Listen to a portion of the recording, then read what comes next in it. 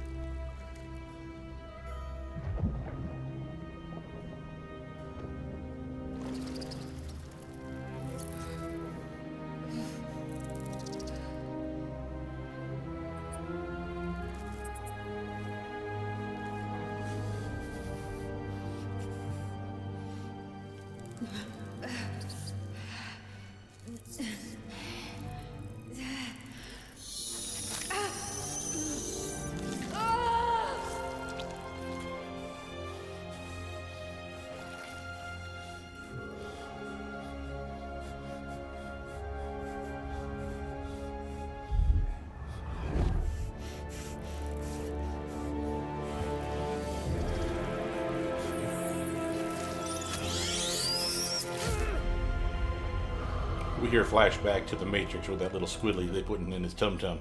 I know I did. Some of the other things that I would change for this playthrough, just so we are clear on some things. I'm seeing that a lot of people don't watch for the full duration. Nothing wrong with that. Again, you're more welcome to tune to a better channel. Nothing wrong with that either. Highly encourage you to do so. But stick with me. What I'm going to do is I'm going to do incremental videos of 30-minute blocks. Now, that doesn't mean I will do 30 minutes of playtime and then say, bye-bye, see you tomorrow, or anything like that. I'll run probably a 2-hour chunk, and in approximately 30-minute increments, I'll basically snip it and upload 4 videos instead of one long one. That way it's more digestible, you have more access and more time to look at it whenever you feel. Okay? So there will be some changes like that. We are trying to make the same character, so let's actually repeat what we did. So he was Magus Dann. You know, if you followed my Pathfinder Kingmaker playthrough, why that's a funny name for my character. We are custom. I want to say we were human. But we'll have to look at that here in a minute. I remember we were Sage, I knew that for sure, and that was awesome. If we stay this race of High Elf, we get a cantrip, and we can customize that. As you can see, you pick any cantrip from the list, basically anything from a level 0 or cantrip spell. Good, solid choices in here. I'm not going to do that. Like I said, I don't think we had a cantrip. I think we really were human, and we'll just go from there. And again, notice that it's a solid buff to all your stats across the board. Everything gets a +1. So a nice little bonus for us for going human. Appearance-wise, we'll do our best to try to repeat it. Hells. Something just woke up down here. That works for me. Skin color, let's make him a little more pale. I think it was, that's, eye color is definitely brown. Hairstyle. I have a specific look that I had. What was it?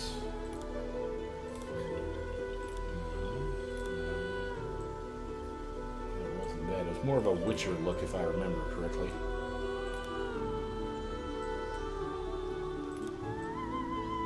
So it had like a ponytail, I think. That's not it. Nope. Nope. Kind of. Let's see what we have here. Let's zoom in and do faces here. Head. Start at 1 and work our way forward. Oh, that was probably the one I wanted. Alright, so I would go with that. Let's fix that hairstyle. I think it's just hideous. No. No. No. Oh, wait, that might be good enough for government work, good enough for me. Oh, I do believe I had a beard, though, didn't I? Like a roguish look? No. That'd be goatee. Now that I look at it, that hair is definitely wrong. So, keep going. How many hairstyles do we actually have? Oof. Goodness, gotta love choices, but sometimes, guys, really dial it back a bit. I'm okay with that one. Yeah, I'll take it. Alright, let's see. Anything else we think I have in here? Oh, tattoo. Yeah, do we have a tattoo? I can't remember. I think I had a rose. Matter of fact, now I know that the hairstyle is wrong because I could see the tattoo. Let's get to the spot where we can see the tattoo first. Notice you can change the intensity of the tattoo, basically how deep the color is, if you will. There's our rose. See, like that. And if you change the intensity, basically just fades. So I don't know why you wouldn't want it at full, but again, on you. I do like the customization. We didn't pick makeup. We could have gone the Captain Jack Sparrow look. Nothing wrong with that. But I do like the rose look. And we need to fix that hair now. Right. Good lord, that's a nest of hair. Wasn't the Baldy. Nope, nope.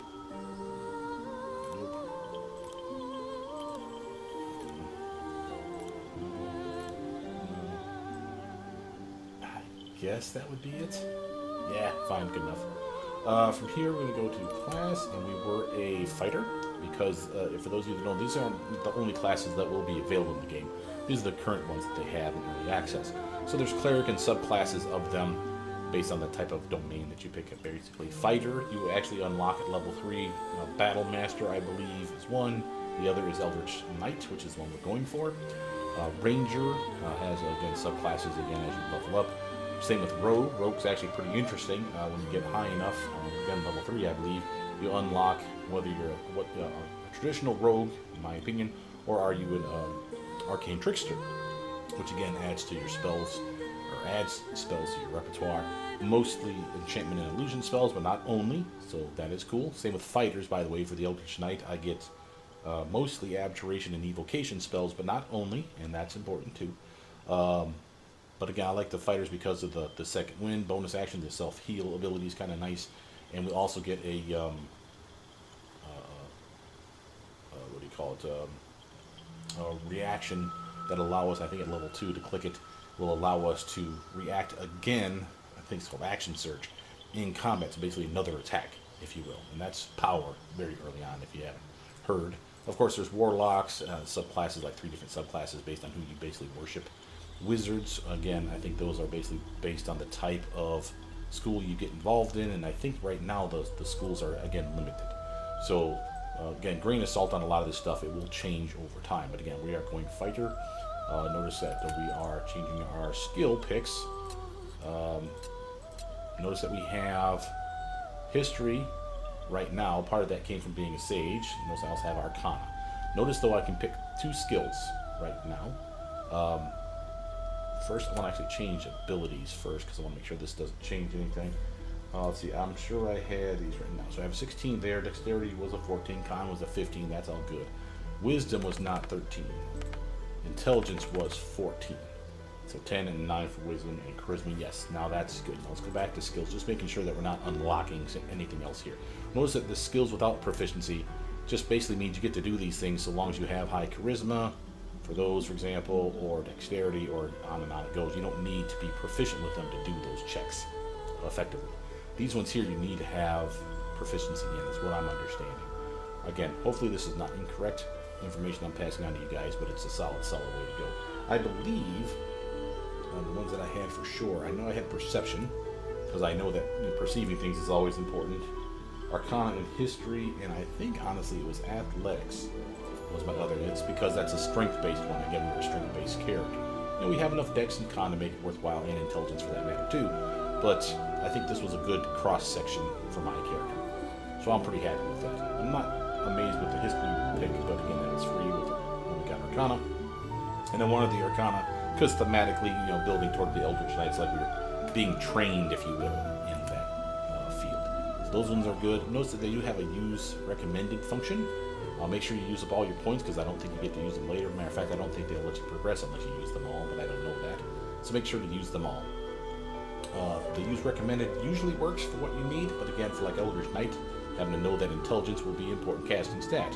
So having it at 11, which is what it was for the use recommended, was not something I wanted. Notice that we have over here the arrow. Tell me, who do you dream of at night? Well, let's tell you. I know of this elven beauty, and she is just gorgeous. A tidy slot, but no Stop. Hells. A tidy slot, but no room. Let's see, let's go back to phase 1. No.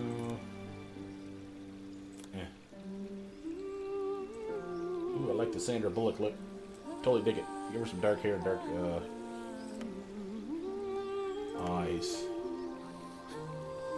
Let's see, we have black, brown, and let's touch one brown here. Yeah. Sexy beast. And we can do tattoos as well. Let's give her a tattoo. We'll make it white in color. Maybe it'll be something like matching rose like I have on my neck. Sounds good. Makeup, why she already has makeup. I don't know why she feels like she needs it, because she's just a natural beauty.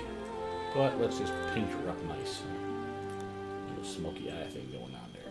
Yeah. Cool. You can, of course, change the color of the makeup and so on and so forth, as well as increase the intensity or decrease the intensity of it as well. Now that you're done with all that, you just say venture forth, and now we'll start the game.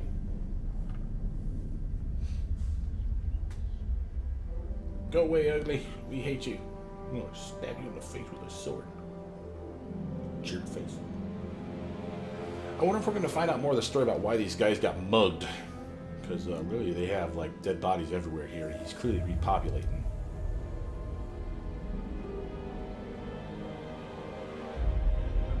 I love the cinematics in this game, though, I'll tell you right now. They're only gonna get better from here, too. Now I'll point out some things as we go through. So clearly we're in Baldur's Gate area. Right now. Basically, he's snatching up bodies left and right, as you can see. Basically putting them in pods like they did us. You gotta drop your weapon. That'll totally help, buddy. Get there and ring that bell.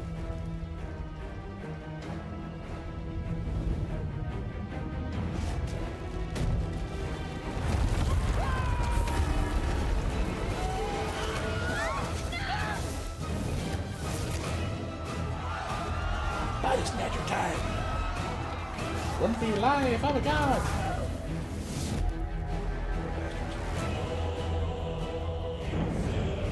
Of course, using to get Yankee riding in on dragons, they clearly have the ability to either teleport or go from plane to plane.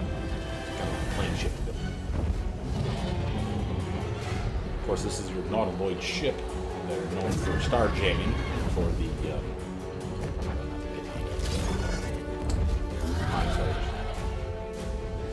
notice how he feels through the ship. I mean, imagine what it did to him when the ship crashed.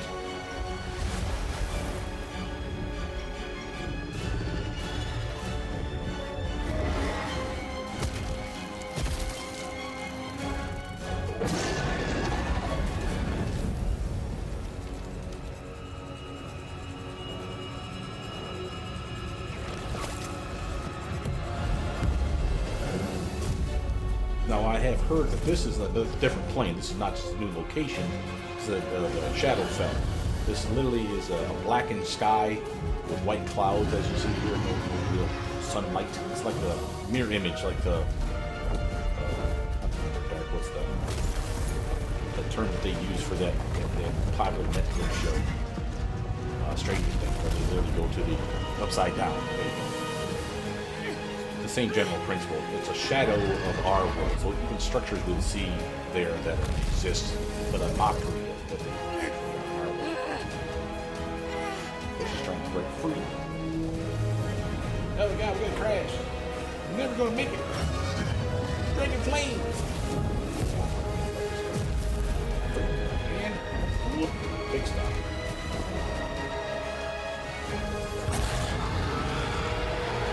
Got pissed off. However, here we are waking up.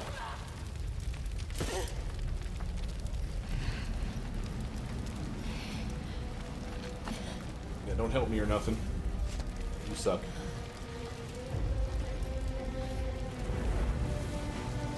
You know, because you're kind of freaking out, so fair enough.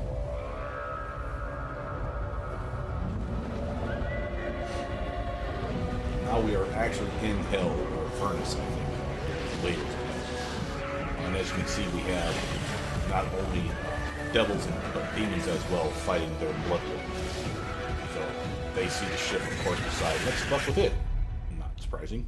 And this is where we start. It's actually quite cool. Now our goal, of course, is to escape with as much stuff as possible. Maybe some XP if we can level up in the ship. I would love it. I don't think that's a thing that we're allowed to do, no matter how hard you try. Notice escape the Nautiloid is our first goal. For those of you that have seen this already, I do apologize, but again, I am trying to repeat some stuff here. So notice, I finally figured out if you hold your mouse wheel button in, button number 3, you basically can hold it down and rotate left and right the camera. This is something I didn't have access to the first time I played for like the first 3-4 hours. So very, very useful, extremely helpful, allows you to really take it all in and, of course, find that ever precious hidden loot. Now, other stuff to point out is if you hold your Alt button down, you'll see things that you can interact with or grab. Highly recommend you do so. If you've grabbed, for example, emptied a pack already, and you hold down that Alt button, it will actually show you, oh, hey, you haven't, this is empty, for example, it'll say, because you've already checked it. Doesn't mean that it knows that it's empty until you check it, but it does help, so you don't keep wasting your time reopening the same damn box. So that comes in handy. I want to show you some other stuff. We'll have to do like a quick save on something else we can show you. Notice that there's fire everywhere. This is dangerous. If you literally hover over the fire, it'll even tell you, in the little pop-up menu over here, you see fire deals 1d4 damage per turn. Again, letting you know, don't walk through that stuff. Don't be that idiot. Extremely helpful information if you're really reading and paying attention and stuff, just trying to talk on the fly like I've been doing. Someone else got out. Yep, someone else got out. So it's time for us to get out. This is, of course, our restoration pod. You just tingle the little ivories over here and suddenly it'll heal you back up. I would assume if you used your spells for whatever reason, you would have gotten your spells back. Dead. But I don't know that. Good. My flame was dead. Again, I'm trying to grab as many things as I can this time. Other stuff you can do, notice that you get this brine bulb, for example. You can actually shoot these things, and it is dangerous to do so because they will actually implode. So let's actually do a quick save here first just to kind of show you this, okay? See that? And they cause fire if they catch something on fire. So again, can be dangerous. That's why I wanted to do it. Just kind of show you that you do have the ability to interact with the environment, which I still think is pretty darn cool. Of course, let's just touch it, not that we need it, but just to make sure. Always good to top off, right? Better. Besides, you never know when that's like going to give you XP just because you've learned something new. So we always try to do new things if we can. I need to start playing this game more like I would play D&D games, like Pathfinder Kingmaker. Like, everything needs to be looted. There's no such thing as enough gold, and I always want more XP, so... Images of goblins, their habits and histories, flash into your mind. Sure, why not? I'll take that too. There's a lot more useful items than I give the game credit for. Am I in the hells? The fact that he knows that these are devilkin is kind of creepy to me.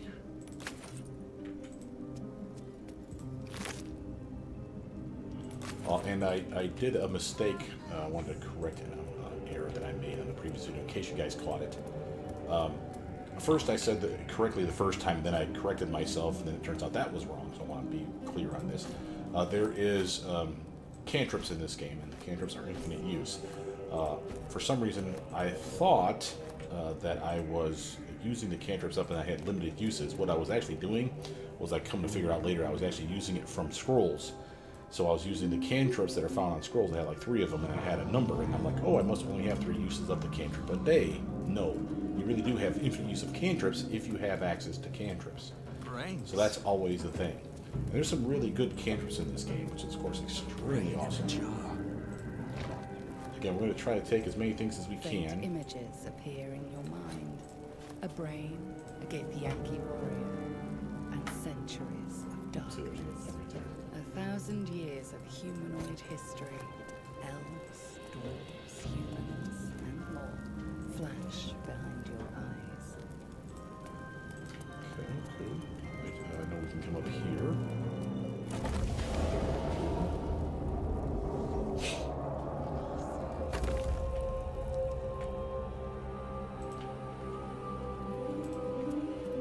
Curious.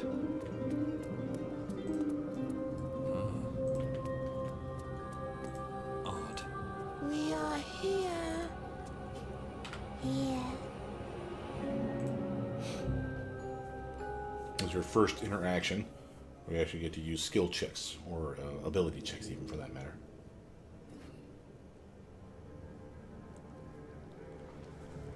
Super gross.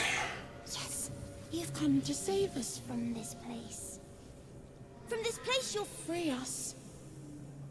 The exposed brain quivers in expectation. Please. Before they return. They return. Something that will happen throughout the game is you'll have various skill checks just randomly take place, you know, like a perception check for like a trap. Whether you pass or fail, you will see it up in the corner, but it usually is there and it's gone so quickly you almost have to keep an eye out for that stuff. So if you see something like a pop up over your head that looks like a big 20-sided die, that means you probably did some sort of check, you know, kind of like under the sheets kind of thing, where behind the curtain there it is, and suddenly they did the check, and whether you pass or fail is kind of whether you're good enough or not, and of course how well you rolled.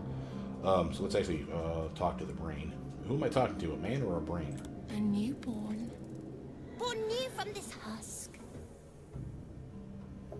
You know no creature like this. One that is more brain than person. Yeah, Arcana failed.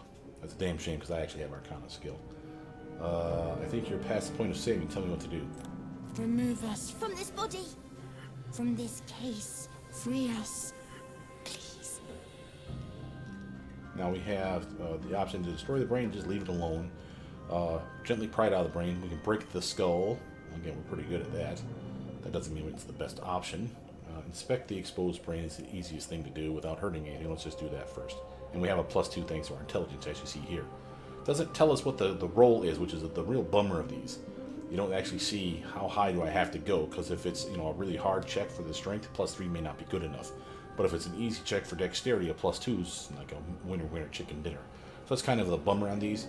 I actually kind of dig that though, because again, there's no way for you to actually know what's the chances that my strength will be good enough. I just happen to know that I'm really strong. You know, that may not be enough to pass the check. And that's kind of cool. This is your die roll. This is our target. And from what I understand is if you have a modifier, it's already been taken into account. So, yeah, roll target 10. See that? See how it says 8 up here? Well, it's a roll target 10. The +2 for my intelligence is already taken into account. So I need to roll an 8 or better. And 2 is not going to do it. So again, we don't get any extra information Apart from from that. this strange context, you notice nothing unusual about the brain. A very bad first start, I must tell you. Let's see what we got here. Let's try the gently prying the brain from the skull, because breaking the skull sounds like we would damage it, and I want to keep the thing alive if at all possible. We need an 8. Let me do that. Oh, big number. Oh, now we got it.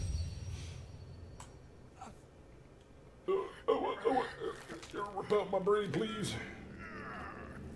The brain lifts from the skull, but you notice an opportunity.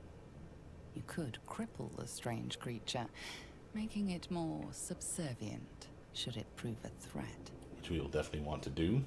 Dexterity to mutilate the brain. Hard roll. We need a 15, a 13 with our dexterity as high as it is. Here we go. Ah, boo. Means it died. Okay, that's what it is. We'll just press on without. I'm not going to do a lot of scum saving if I can help it. Not that there's anything wrong with that. For those of you that want to, you have quick save for that reason. F5 is quick save. F8 is quick reload. Okay.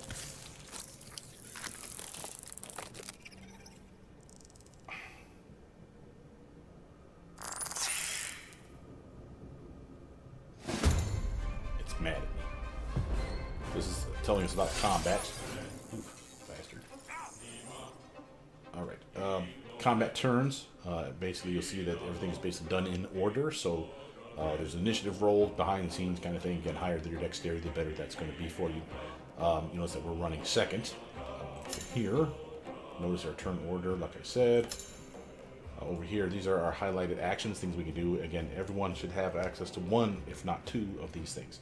One being melee, the other being ranged attack. Now, don't confuse ranged attack with, say, like cantrip spells, like ray spells. Those are going to be over here, and there'll be a different type of ray, or a different type of ranged attack, if you will. These are like using a bow, crossbows, things of this nature. These will be using things like your melee weapon, whatever it may be. In my case, a longsword. So notice you have two melee choices and two ranged choices, usually. Why do I say usually? Well, again, it depends on the type of weapon you're using, but each weapon should have like a trick, if you will. So you can see here, well here, let's actually go through this, I'll show you here in a second.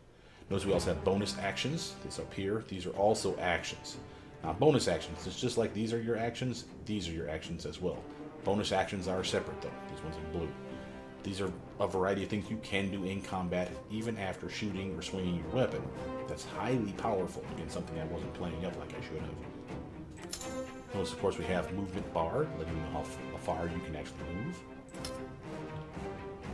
First off, I want to see what I have for target. Notice first I'm standing in the pile of goo, caustic brine. See it? Does damage to me. So I want to get out of this mess. And now I'm standing in it, I can actually attack those bastards. Now, I have a 95% chance to hit with my sword, for whatever reason. And again, if you ever want to find out what some of those reasons are, you have your... sorry. Yeah, I don't want that much. There we go. You have your combat log right here, letting you know stuff like how much damage you take, what your chances are swinging was, why it was so high, why it was so low, things of this nature. Notice that we're actually hurting, so we may have to actually scum save anyway. But fight's over. Take all. Again, we don't want to touch that stuff if we can help it. We will have to heal ourselves up. Odd. Odd.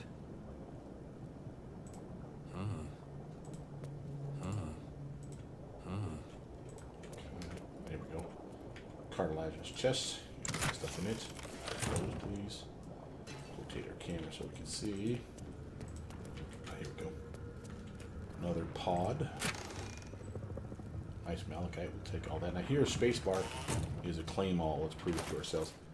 Yep, malachite just showed up. Okay.